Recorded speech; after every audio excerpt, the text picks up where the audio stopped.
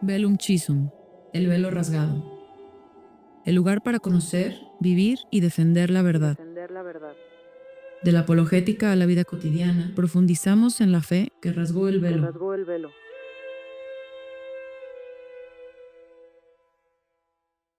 Hola, bienvenidos a este espacio dedicado a poner en evidencia las verdades fundamentales que dan forma y sentido a nuestra comprensión del mundo, de Dios y del hombre. En el episodio anterior comenzamos a precisar qué entendemos por crisis en la Iglesia, no un problema de números, sino de fe y de claridad doctrinal. Hoy abordamos dos temas centrales para comprenderla: el Concilio Vaticano II y el Magisterio. Examinaremos qué autoridad tiene un concilio, cómo debe leerse y qué sucede cuando el magisterio se confunde con interpretaciones cambiantes o ambiguas. Nosotros somos el padre Héctor, Diego y Luisa, y juntos abrimos esta conversación. Bienvenidos. Gracias, Luisa. Gracias, Luis. Gracias, Padre. Padre, empezamos, si le parece bien, con una oración. Sí, claro que sí. Empecemos. En el nombre del Padre, del Hijo y del Espíritu Santo. Amén. Amén. Dios te salve María, llena eres de gracia, el Señor es contigo. Bendita eres entre todas las mujeres y bendito es el fruto de tu vientre, Jesús. Santa María, Madre de Dios, ruega por nosotros los pecadores, ahora y en la hora de nuestra muerte. Amén. Amén.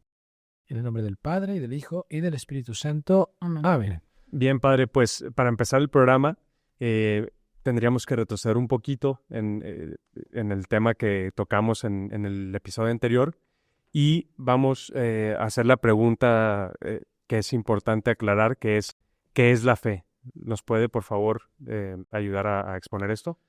Muy bien, vamos entonces a empezar con esta definición de la fe, porque en el episodio 1 hablamos de que estamos en una crisis y que esa crisis es sobre todo una crisis de fe. La fe es la base, ¿sí? La fe es la base. Si yo no tengo claras las cosas, pues todo lo demás se cae. La fe es como el cimiento de una casa, la fe es lo más importante. Por eso vamos a empezar con esta definición. La fe es una virtud sobrenatural mediante la cual, apoyado sobre la autoridad de Dios mismo, si es Dios quien nos los dice, atraídos y auxiliados por su gracia, consideramos absolutamente verdadero todo lo que Él ha revelado. Lo importante aclarar aquí es que es un ejercicio de la inteligencia que acepta una verdad que Dios nos ha dado. No es una cuestión de voluntad, no es una cuestión de sentimentalismo, y yo qué siento con esto. Es una cuestión de la inteligencia. Padre, y acaba de mencionar dentro de esta definición que es todo lo que Dios nos ha revelado, ¿correcto? Y en ese sentido, ¿se puede aceptar a medias o se puede tomar a conveniencia algo que con lo que se esté de acuerdo o no respecto de la doctrina, de la verdad que se nos ha revelado? Perfecto, esa pregunta es muy buena porque nos da pauta a todo lo que va a venir después. Como vamos a hablar del Magisterio y vamos a hablar del Concilio Vaticano II, esta pauta es muy buena. Explicar, también basado en la temporada 1, que toda la revelación que Dios nos ha dado, pues como es una verdad que aceptamos dada por Él, no puede cambiar, porque es una cuestión que nuestra inteligencia acepta una verdad externa a nosotros dada por Dios. Si esto estuviera basado en sentimientos, podría cambiar. Podría cambiar de acuerdo a las modas, a las costumbres, a mi temperamento, a lo que yo creo, a lo que cada quien sienta. Por tanto, la respuesta a la pregunta que me hiciste, Diego, es: uno no puede ser católico al 70% o al 80% o creer solamente un 90% porque hay un 10 o 20 o lo que sea que yo no estoy de acuerdo. En el caso de ser católico y en el caso de la oración de Dios, o se cree todo o no se cree nada. Para ser católico se necesita creer en todos los dogmas revelados. Yo con que un dogma no crea, un solo dogma que yo no crea, ya con eso ya no sigo siendo parte. Me considero un hereje, me considero alguien que ya no tiene la fe católica. ¿Por qué, padre? Sí, y la razón es explicada un poco por lo que dije antes, porque cuando Dios reveló todas las verdades, cuando Él revela todo esto, pues Dios no puede decir algo que sea falso. Él revela solamente la verdad. Dios es la verdad. Por lo tanto, si yo a lo largo de la historia estoy teniendo, como habíamos hablado en la temporada número 1, que toda la revelación se acabó con el apóstol San Juan y que todo esto en el credo y a lo largo de la historia de la Iglesia han habido algunos papas que han explicitado algunos dogmas extras, cuando lo han dicho ex cátedras, y ahorita vamos a hablar de eso en el Magisterio, Todo esto yo tengo que creerlo porque Dios lo reveló. Yo negar una sola cosa significa que no le estoy creyendo a Dios al 100%, que hay una cosa que yo no le creo. Y ya con eso es suficiente para decir que una persona no tiene la fe, porque la fe o se tiene toda o no se tiene. Y en ese sentido, padre, cuando se dice, por ejemplo, mira, es que hay otras religiones que tienen un parecido y entonces hay que acercarnos más en lo que nos une y no en lo que nos divide. Podemos fraternizar con ellos y tener estos puntos de encuentro. ¿Qué podemos decir al respecto? Sí, bueno, podemos decir que eso es absolutamente falso y contrario a la enseñanza de la iglesia de siempre. ¿Por qué? Porque eso da la impresión de que las diferencias son detalles sin importancia, que son mínimos y realmente la realidad es que toda la verdad revelada es importante. Yo no puedo decir que sí creo en la Santísima Trinidad, pero no creo en que la Virgen sea Inmaculada, ¿no? Porque es parte de toda la revelación, es parte del plan de Dios. O por ejemplo, con el tema de los judíos que dicen que creemos en el, entre comillas, abro comillas, en el mismo Dios, cuando realmente ellos pues mataron a Jesucristo, ¿no? Ahí, pues, ¿en qué aspecto pudiéramos nosotros llegar a coincidir? Coincidimos en algunas partes porque la verdad, porque ellos, ¿no? La religión judía en el Antiguo Testamento, pues fue la religión que Dios estableció como base después de lo que iba a ser el catolicismo, pero finalmente hubo un desvío, lo que estamos hablando. Ellos, una verdad o varias verdades no creyeron. Por lo tanto, los judíos, aunque tengamos cosas en común, no tenemos la misma fe. Es una fe diferente. Eso es lo que es importante entender. Que la fe católica, la fe verdadera es o creo todo lo que Dios ha revelado, todo o no. Eso lo tocamos incluso en la primera temporada también con lo de la revelación mosaica y todas estas cuestiones, ¿no? Claro. Que es obviamente un paso sobre el otro, pero todo Dios lo estableció al final de cuentas para revelar la verdad total. Exactamente, ¿no? Y por esa misma razón, hoy en día no podemos hablar de que nos tenemos que fijar en lo que nos une con los musulmanes, o lo que nos une con los protestantes, o lo que nos une con los budistas, ¿no? No, más bien tenemos que hablar que esas diferencias que tenemos son diferencias esenciales y no detalles, porque ellos están negando verdades de fe. Pongo un solo ejemplo y con eso creo que va a quedar claro. Los musulmanes, puede haber musulmanes muy buenos que uno se los encuentra en el aeropuerto rezando, en el avión, de repente se paran del avión, del asiento, perdón, y de repente le están rezando ahí en dirección de la Meca, y a veces hacen cosas que uno dice, "Ay, ojalá yo tuviera ese mismo valor, devoción para hacer lo que ellos hacen". Pero sin embargo ellos, por muy buenas que sean a nivel natural, no creen que Jesucristo es Dios, no creen en la Santísima Trinidad. Creen en que la religión se tiene que imponer por la violencia y que matar a alguien, la guerra santa, es la manera más efectiva de poder convertir a un territorio. Entonces, pues ya, tienen cosas buenas, a un 60% coincidimos, a un 50%, 40%, no sé, no tengo idea. Pero hay un porcentaje que no coincidimos y ahí está. Ellos no tienen la revelación, no creen en todo y por lo tanto no tienen la fe. Perfecto, padre. Y respecto al magisterio, ¿qué podemos mencionar?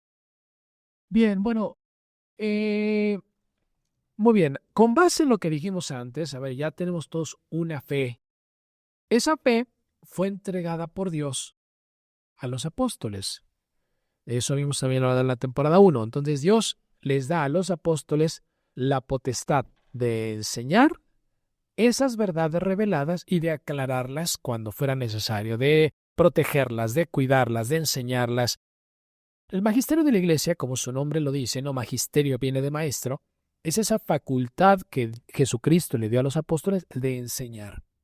Ahora, este magisterio, por derecho divino, porque fue otorgado por Jesucristo, finalmente radica en el Papa y en los obispos. Hay dos tipos de magisterio que son los importantes. El magisterio, cuando uno habla del magisterio eclesiástico que es infalible, ¿sí? Ese magisterio infalible se da cuando un papa habla ex cátedra. Se necesitan ciertas características para esto. No me acuerdo, chicos, si ya lo habíamos hablado. Lo mencionamos. Sería bueno recordarlo para quien nos ve por primera vez. Bien. Bueno, Entonces, habíamos comentado en el episodio, en la temporada 1, que solamente cuando un papa, con su poder papal, con su autoridad papal, queriendo obligar a toda la iglesia, de manera solemne, declara algo relativo a la fe y la moral, se puede decir que esa declaración que tiene es un dogma de fe. Y si yo la niego, estoy fuera de la iglesia, es parte de la revelación. Todo esto basado en que Dios dijo que aquello que los apóstoles aten en la tierra queda atado en el cielo, desaten en la tierra queda desatado, y que Él iba a estar siempre con la iglesia hasta el fin de los tiempos, ¿no? Les da ese poder de poder aclarar verdades reveladas. Padre, pero dicho esto, es necesario mencionar también que no son nuevas verdades, ¿correcto? Sí, es correcto. O sea, habíamos mencionado también que la revelación se termina con el último de los apóstoles y lo único que hacen es explicitar esas verdades, aclararlas, pero nada más, ¿no? Dicho sea de paso, este poder de infalibilidad ex cátedra que han hecho los papas uso, el último fue en 1950 con la Asunción de la Virgen. Antes que eso, pues fue en el Concilio Vaticano I para justamente hablar de la cuestión de la infalibilidad, y antes que eso, pues fue para declarar la Inmaculada Concepción en 1854. Esas han sido las últimas 3 veces que los papas han usado este poder. Después, a partir de ahí, durante el Concilio Vaticano II y todos los últimos papas no han usado jamás de este poder ex cátedra. Ahora, no nada más es el papa el que tiene ese poder de declarar algo infalible. También, cuando hablamos de magisterio, hablamos de los obispos en sus diócesis. Entonces hay 2 maneras de que un obispo puede formar parte de ese magisterio infalible. Uno es uniéndose al Papa en un concilio ecuménico, ¿no? Se reúnen todos los obispos con el Papa y en unión con el Papa declaran algo. Esa es la manera como un obispo puede unirse a declarar algo infalible. Y también hay una segunda manera que es todos los obispos a lo largo del tiempo declaran verdades que son verdades unánimes, que pertenecen al depósito de la fe. En este caso, pues se considera que los obispos, cuando enseñan algo que se ha enseñado en todos lados, cuando se enseñan algo para aclarar un punto de la fe, algo creído en la iglesia, pues en diferentes lugares y tiempos, ahí también se habla del magisterio infalible, ¿no? Padre, podemos mencionar que, con el respeto que nos merece, la autoridad papal y los obispos tienen parte de esta responsabilidad en la crisis actual de la Iglesia. Sí, es una excelente pregunta porque vamos entonces caminando hacia la parte que queremos llegar. Miren, cuando hablamos del magisterio, estamos hablando de que el magisterio solamente puede estar en comunión con las verdades reveladas. ¿Sí? Nada más es eso. Un papa aclara una verdad revelada, aumenta algo más, pero no puede ir en contra de nada revelado anteriormente, no se pueden contradecir.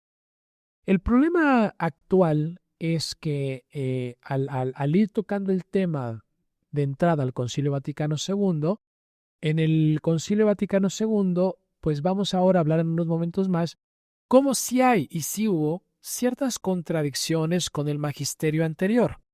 Y ahí es donde entramos en una crisis, ¿no? Hablando nuevamente de la crisis. Porque uno no puede decir algo contrario a algo revelado, uno no puede decir algo a algo que un papa ya aclaró de manera infalible, o uno no puede ir en contra de ese magisterio de la iglesia de siempre.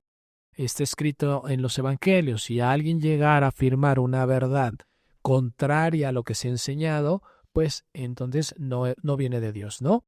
Y ese es un poco el problema, que dando apertura al concilio, pues se causa una ambigüedad, una confusión justamente en cómo hay que entender, aplicar y creer esas verdades reveladas. Muy bien, padre. Pues yo creo que entonces pasamos a lo que es el Concilio Vaticano II, que tanto se ha hablado de él, en donde muchas personas comentan que el Concilio Vaticano II estuvo bien, estuvo correcto, y que lo negativo acá fue más bien las interpretaciones que se le tomaron erróneamente, ¿no? ¿Qué podemos opinar? ¿Cuándo empezó? ¿Quién fue el promotor? ¿Cómo estuvo la cuestión? Me gustaría saber un poco la cuestión política interna qué papas estuvieron presentes, qué personas estuvieron presentes, involucradas, qué se estaba viviendo en ese entonces también. Sí, claro, vamos a entrar entonces a un poco de contexto de esto que queremos hablar, ¿no? Fíjense que el Concilio Vaticano II, pues es como otros concilios de la Iglesia. Recuerden que la Iglesia a lo largo de los siglos ha tenido muchos concilios, ¿no? Y este es el último dado. El anterior había sido 100 años antes con el Concilio Vaticano I, y este es el último concilio que ha tenido la Iglesia. Ahora, el Concilio Vaticano II, para entrar en el contexto, lo abre el Papa Juan XXIII, en octubre de 1962. Juan XXIII no lo concluye, lo abre nada más. Por designios de Dios muere al año siguiente. Durante el concilio se interrumpe por la muerte del Papa, y después lo continúa entonces Pablo VI, y él es el que termina el concilio en diciembre de 1965. Dura pues el concilio pues aproximadamente unos 3 años. ¿En qué se diferencia este concilio de otros? También esa es parte interesante del contexto de este concilio. Bueno, se diferencia en que en otros concilios se habían definido cuestiones de fe, cuestiones dogmáticas, se habían aclarado cuestiones dogmáticas. En casi todos ellos era o definir un dogma o aclarar puntos específicos de las verdades reveladas, como el Concilio de Trento, ¿no? Que aclara mucho cuestión de qué es el santo sacrificio de la misa, de la Eucaristía, de varias cosas así, ¿no? El Concilio Vaticano II es el primer concilio en la historia que no toca ningún tema doctrinal de fe, sino todo es un concilio pastoral. O sea, de las formas. Solo de las formas, cómo aplicar la liturgia, cómo adaptar la liturgia. La idea original del concilio, por lo menos eso fue lo que se dijo, es que se iban a abrir las puertas de la Iglesia al mundo para llegar más al mundo, que había un sector de la Iglesia que no tenía acceso porque la Iglesia era muy cerrada, porque la Iglesia era muy retrógrada, porque entonces había que abrir que el idioma, y habría que abrir entonces costumbre y acercarse al mundo, mundanizarse, materializarse, para que ese acercamiento al mundo supuestamente hiciera que mucha gente se hiciera católica, que mucha gente mejorara, y estamos viendo que los efectos realmente fueron contrarios. Por sus frutos los conoceréis. Padre, y mucha gente tal vez no está al tanto, sabe y ve que estos frutos han sido negativos, por supuesto, pero también creo que es importante mencionar que hubieron grupos infiltrados dentro de la iglesia que promovían estas ideas, ¿no? Y puntualmente, pues es famoso, pues, la participación de grupos de la masonería, protestantes, etcétera, que tuvieron cierta aceptación y que se les abrió la puerta a estos diálogos para llegar a estas conclusiones nefastas del concilio, ¿no?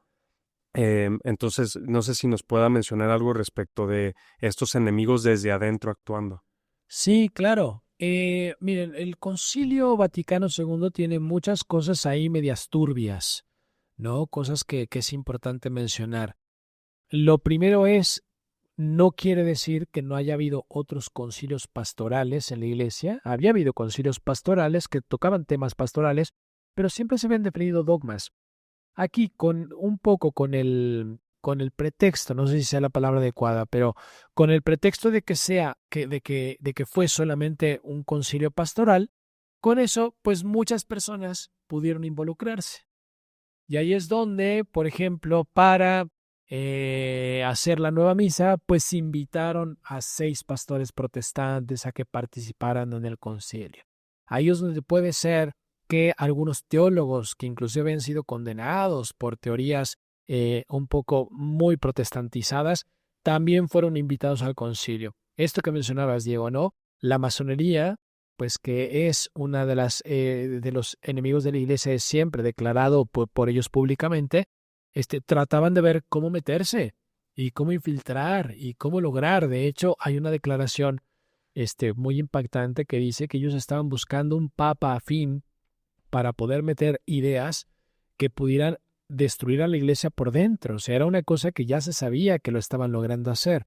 Entonces, creemos realmente que con esa apertura al mundo del Concilio Vaticano II, finalmente muchos enemigos de la Iglesia logra meter la mano o el pie o la cola para poderle hacer daño a la iglesia por muchas partes, ¿no? Claro, padre. Y ahora que mencionó al Papa Juan XXIII y Pablo VI, ¿estos papas son santos? ¿Están declarados como santos? ¿No cree usted que tenga alguna intención de fondo de haberlos canonizado de alguna forma? Sí, claro, claro, ahí es un tema también porque si, a ver, si estamos hablando del que el Concilio Vaticano II abrió las puertas al mundo y secularizó y fue como una entrada para cosas buenas, pero también para cosas malas, pues obviamente que les convenía a los que siguieron del Concilio Vaticano II, pues canonizar, no decir, a ver, estos papas fueron santos, porque es una manera de decir que todo lo del concilio fue bueno,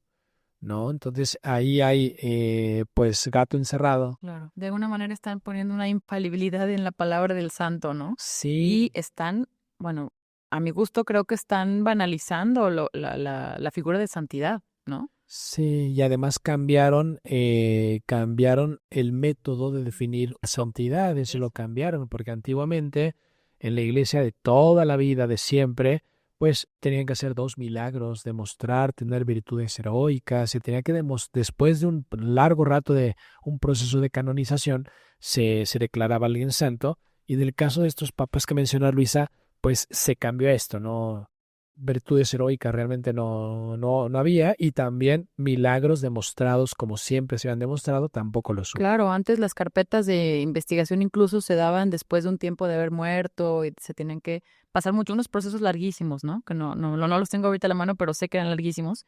Y ahorita ya se habla de las canonizaciones express, ¿no? Que Así acaba de es. morir ayer y ya al día siguiente ya están Sí. canonizados en altares. Santo súbito, ¿no? Decían de Juan Pablo II. Pero bueno, entonces volviendo al tema del concilio, ¿sí? Sí. Estamos entonces hablando de que el concilio, pues lo citaron las autoridades de la iglesia porque ellos veían la necesidad de hacer ciertos cambios. Eso a cualquier católico no le parece mal, está bien, siempre había habido concilios, eso es así, pero finalmente lo curioso es lo siguiente. Mandan llamar a varios obispos para preparar el Concilio Vaticano II. Ponen ahí, pues creo, si no mal recuerdo, unas 90 diferentes temas, tesis que iban a tocar. Se iba a tocar en el Concilio Vaticano II el hecho de definir como dogma, finalmente, la cuestión de la corredención y la mediación de la Virgen en el Concilio Vaticano II. Se iba a condenar el comunismo. Se iba a facilitar pues la lucha contra las sectas protestantes para que la iglesia se fuera fortaleciendo. Lo dijimos en el episodio número 1, la iglesia pues llevaba un ímpetu, iba bien. El concilio, lo dijeron al principio que iba a ser una cuestión pastoral, no necesitábamos definir ningún dogma, solamente como para seguir dándole un impulso.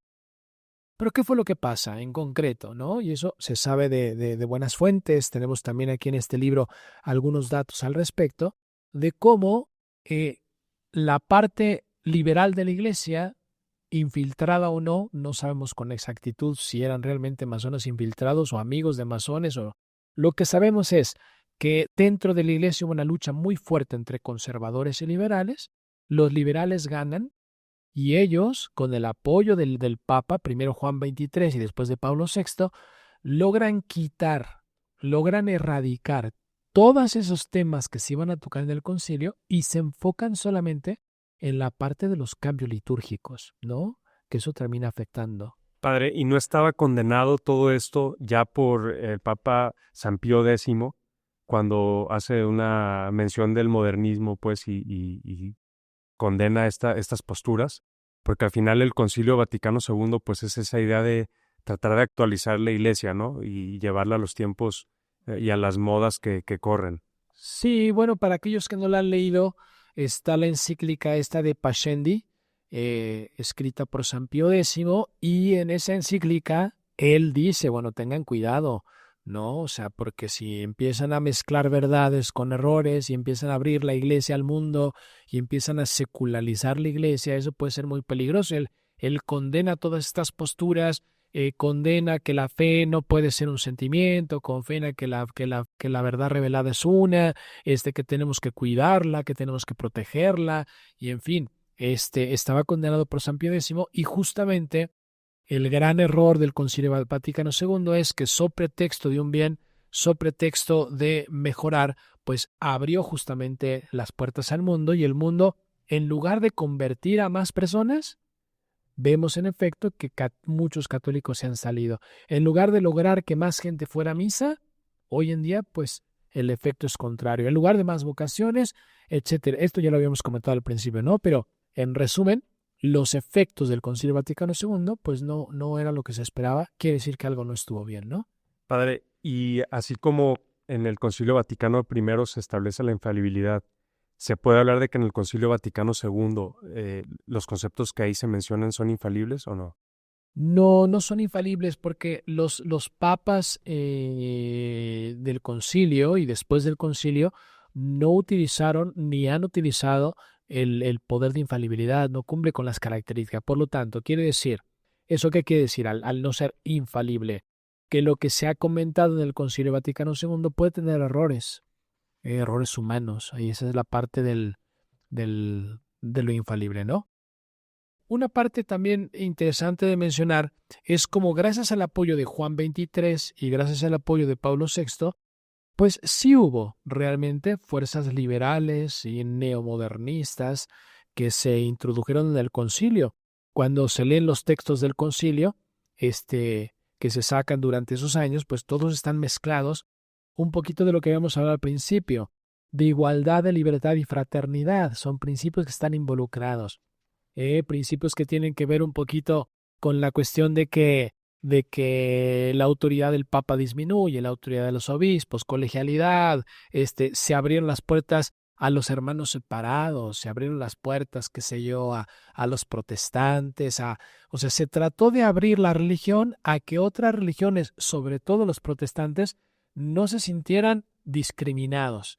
Se cambió la nueva misa, se protestantizó la nueva misa para que si un protestante llega a asistir a una misa católica, tampoco se sienta mal o no se sienta tan diferenciado. Y entonces realmente el Concilio Vaticano II fue una puerta que se abrió pues a poner en duda y a flexibilizar las verdades de la fe. Oiga, padre, ¿y qué pasó? Digo, hablando de personajes, ¿qué pasó con estas personas que dentro de la iglesia dijeron, no, yo creo que toda la vida se ha llevado de esta forma, de una manera correcta, dentro de la iglesia católica, pero hablando de las tradiciones, ¿no? Y que dijo, no, yo no estoy a favor de esto y yo creo que la idea sería seguir por este camino. ¿Quiénes fueron, vamos a ponerle, las personas en contra, o como vamos a poner los villanos del Concilio Vaticano II, ¿no? O sea, como que fueron tachados como personas no afines, ¿no? Cuando realmente ellos predicaban que estaban abiertos a todo el mundo, menos ciertas personas, ¿no? Muy puntuales. Sí, muy buena pregunta, Luisa. A ver, todo lo que estamos hablando ahorita es porque el Concilio Vaticano II pasó ya hace 50 años. Ahorita nos damos claramente de los efectos. Esta crisis de la que estamos hablando ahorita es palpable ahora. Si retrocedemos en el tiempo 50 años atrás, pues todo lo que se presentó como una mejora, mucha gente no se dio cuenta, porque se presentaron textos ambiguos, porque hubo muchas ambigüedades, porque se podía entender un texto de una manera o de otra. De la manera como se manejó en aquella época, realmente muchos obispos, eran más o menos unos 2.500 obispos que estaban presentes en ese concilio, la mayor parte de los obispos no se dieron cuenta de nada. Es decir, lo vieron como, pues, quién sabe por qué están cambiando la misa, quién sabe por qué están cambiando el catecismo, quién sabe por qué están cambiando esto y el otro, pero bueno, la autoridad sabrá, ¿no? En ese momento, contestando la pregunta de Luisa, en ese momento, poquitos obispos se dieron cuenta de que algo no estaba bien con lo que estaban diciendo del concilio. No dijimos que todo lo que se dice del concilio está mal, pero se dieron cuenta de que había cosas peligrosas, de que había cosas de duda, de que había justamente esos principios que llevo hablando ya un rato, libertad, igualdad y fraternidad de la Revolución Francesa, pues ahora involucrados en el Concilio Vaticano II. Este personaje, ¿no? Se llamaba Monseñor Marcel Lefebvre. No, él, junto con también otro obispo, amigo de él, de Castro Mayer, un poco también en aquel momento algunos conservadores como Ottaviani, ¿no? El famoso caso de Ottaviani es que él quería seguir pues, legítimamente el orden que habían puesto en el concilio, y cuando él quiere hacer una intervención en contra de la parte liberal, le apagan el micrófono, ¿no? Para que no pueda defenderse y no diga nada, cositas así que fueron pasando durante el concilio, ¿no? O que se involucró gente que había sido, como les digo, ¿no? Condenada antes por posturas muy liberales y muy, como es el caso de el jesuita Karl Rahner, ¿no? Como es el teólogo Hans Kung, todos ellos que tenían pues una tendencia muy liberal, y bueno, finalmente les dan lugar a ellos para que organicen, para que hablen, y todo esto en contra de los conservadores. Entonces, algunos obispos reaccionaron en contra. ¿Quiénes son? Decía Luisa, los malos, ¿no? Bueno, el más malo de todos los que se conocen de acuerdo al Concilio Vaticano II, pues es Monseñor Lefebvre, ¿no? Es el villano malo. Nos hemos dado cuenta con el tiempo, pues, de que no estaba tan mal. Al revés, ¿no? Perdón, lo quito, pero de que no estaba mal. Al revés, de que él era el que tenía razón. Pero en ese momento era difícil verlo. No se dieron cuenta. Padre, y también otro tema que me parece que la gente atribuye al concilio es que, al menos en papel, no es que estuviera mal, ¿no? A veces dicen, pero ¿eso dónde dice el concilio? Y yo creo que el punto central es justamente su ambigüedad, ¿no? Sí. Que aunque no diga las cosas de manera claramente o explícitamente heréticas o lo que sea, abre esta puerta a interpretaciones y al relativismo, que es la enfermedad que hoy tenemos también al estilo protestante, ¿no? Que cada quien puede interpretar como quiera a Dios o a sus enseñanzas, etcétera. Sí, ¿qué podemos decir de esto? Miren, cuando uno habla de todo lo del Concilio Vaticano II, normalmente uno habla de tres grupos.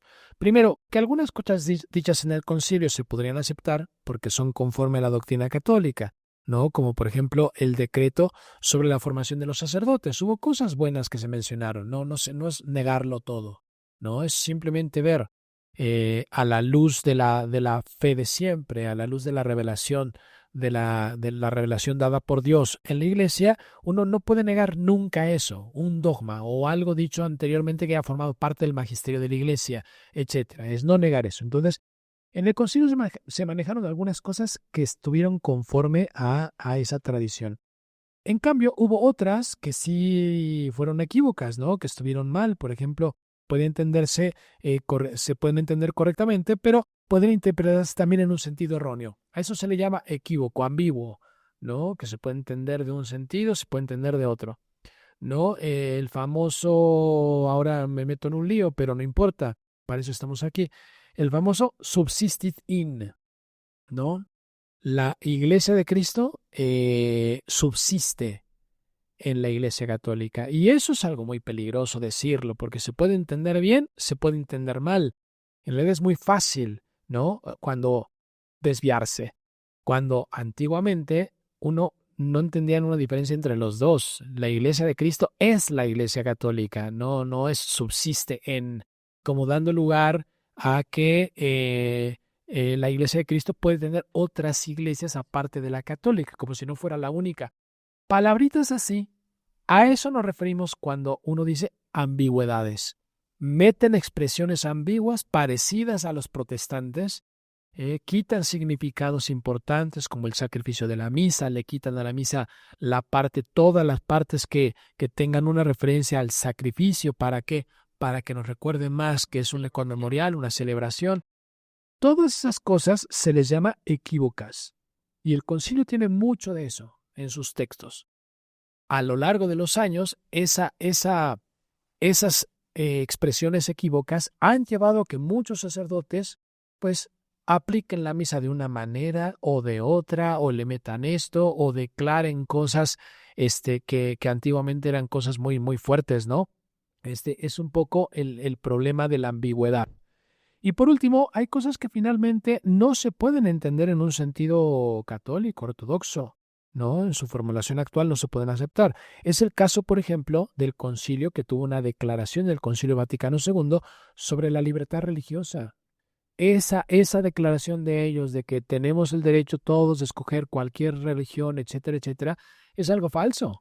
Y es masónico, ¿no? Que es justo lo que buscaba los principios de la masonería a nivel político, querían establecer y establecieron en los países, ¿no? La libertad religiosa. Claro, digo, pues una cosa es tener la libertad de errar, ¿no? Pues sí, cada quien hace con su libertad lo que quiere, pero de ahí a decir que eso está bien, eso es lo que está. Claro, y vean cómo eso venía desde la Revolución Francesa, cómo ellos lo querían meter el falso concepto de libertad. Por eso algunos autores comentan que el Concilio Vaticano II es de alguna manera la Revolución Francesa dentro de la Iglesia, porque a través de esas ambigüedades que tiene, y no nada más ambigüedades, cosas claramente equivocadas, va dando lugar a esos conceptos de una falsa libertad, de una falsa igualdad y de un falso ecumenismo. Padre, y para ir cerrando el programa, sobre la nueva misa y sobre los cambios en la liturgia, ¿quisiera decirnos algo? Sí. A ver, chicos, queremos dejarle claro a todos los que nos están escuchando que este episodio es solamente una introducción, es poner en contexto de algo que pasó el Concilio Vaticano II. Es simplemente una introducción. Queremos dejar, pues, para que piensen, para que reflexionen, para que analicen, por qué se considera que el Concilio Vaticano II fue esa puerta de la que estábamos hablando hace rato, esa puerta grande que nos protestantizó, que nos mundanizó, ¿no? Es esa puerta que todas las otras crisis anteriores de la Iglesia, pues se puede decir que esta fue la gran puerta que abre pues todos esos errores que se vienen arrastrando de siglos y que por eso hoy en día estamos en una crisis muy fuerte. No es solo por el concilio, sino fue la gran puerta que termina concluyendo, que termina recapitulando todos esos errores que se vienen arrastrando. Entonces, ya demostraremos en los siguientes episodios justamente por qué estamos diciendo que el Concilio Vaticano II pues fue la puerta a la crisis actual fuerte. No que sea la única razón, pero... Y entonces en próximos episodios tocaremos el tema de esto que hablábamos, del ecumenismo, de la libertad religiosa, la cuestión de la misa, que ahora lo comenta Diego, ¿no? Eso es todo un episodio explicar, pues quizá por qué hicieron cambios en la misa, por qué cambiaron cuestiones de los sacramentos, por qué cambiaron cuestiones en la confirmación, en el orden sacerdotal, por qué cambiaron el catecismo, en fin. Todo esto nos da pie a que en los siguientes episodios podamos profundizar con más claridad pues todos estos errores del Concilio Vaticano II. Y sus frutos. Bueno, pues muchísimas gracias por acompañarnos y, como bien dijo el padre, los esperamos en el siguiente episodio donde hablaremos de las principales errores y ambigüedades de este Concilio Vaticano II. No se los pierdan. Padre, ¿concluimos con una oración? Sí, claro que sí. En el nombre del Padre, y del Hijo, y del Espíritu Santo. Amén. Amén. Padre nuestro que estás en los cielos, santificado sea tu nombre, venga a nosotros tu reino, hágase tu voluntad así en la tierra como en el cielo. El pan nuestro de cada día, dánoslo hoy, perdona nuestras deudas, como también nosotros perdonamos a nuestros deudores. No nos dejes caer en tentación, mas líbranos del mal. Amén. Amén. Ave María Purísima. Sin pecado concebida. En el nombre del Padre, del Hijo y del Espíritu Santo. Amén. Amén. Amén. Nos vemos en el siguiente episodio. Gracias. Gracias. Y el velo fue rasgado, no por mérito humano, sino por divina misericordia. Por divina misericordia. Velum Chisum. Velum Chisum.